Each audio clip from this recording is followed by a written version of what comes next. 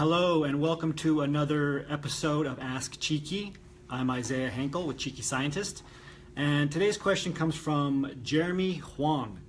Jeremy asks, what is the best way to add value to people on LinkedIn you haven't met before? So we get this question a lot. This question or similar questions in terms of what can you do to add value to somebody else when you are a PhD student or when you are a postdoc and you feel like you don't have any value to add to people in industry.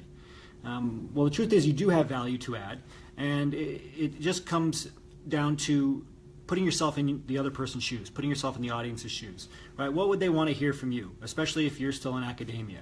And really what they're looking for in industry is, first and foremost, they're looking for connections. They're looking to network for themselves as well. They're looking to make new connections.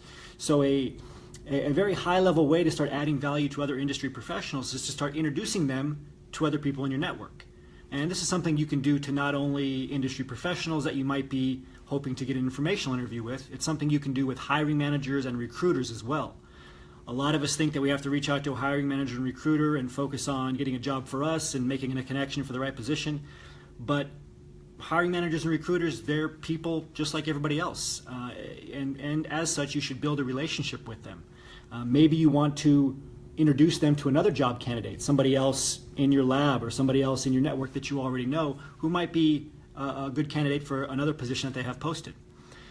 Same goes when you're talking to industry professionals. Perhaps you reach out and you recommend you recommend setting up an introduction between them and somebody else in your network who has something in common. Maybe you already know somebody who works in the field that they work in. So it's taking the attention off of you yourself first, and that initial desire that you might have to talk about yourself and to get help right away, to adding value. What does the other person need, right? And again, networking, connections, this is the currency of industry, so start thinking about who you can connect other people to first. This is a great way to add value, and it also elevates you, right? Instead of you just coming off as needy, as someone who's just going to eventually ask for a job or referral, it elevates you to more of a super connector status, or somebody who has other connections. It also shows off the fact that you have other connections. So again, this is a really high-level way to start adding value, even if you're still in a PhD program or you're still doing your postdoc. Other ways are very simple, showing appreciation for somebody else's work, digging into their LinkedIn profile, because guess what? Anything on their LinkedIn profile, they want you to read. So if you're trying to connect with somebody, make sure you're at least taking the time to read their LinkedIn profile and learn about them. That's another way to invest in the relationship. And then you can add value by asking about their work. You can find out other influencers that they follow. You can find out other LinkedIn groups that they're in, just as an example. You can get into the same LinkedIn group, find an interesting thread, and then ask for their opinion on the thread, about that thread. So these are some simple ways to add value that maybe you haven't thought of before. The key is that you do have value to add. There are people in your network. Maybe it's your university network, right? College, undergrad, your current institution.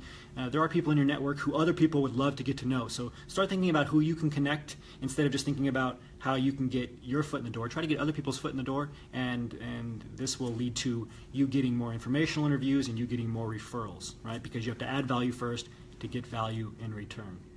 So until next time, remember your value as a PhD and start thinking and acting like a successful industry professional.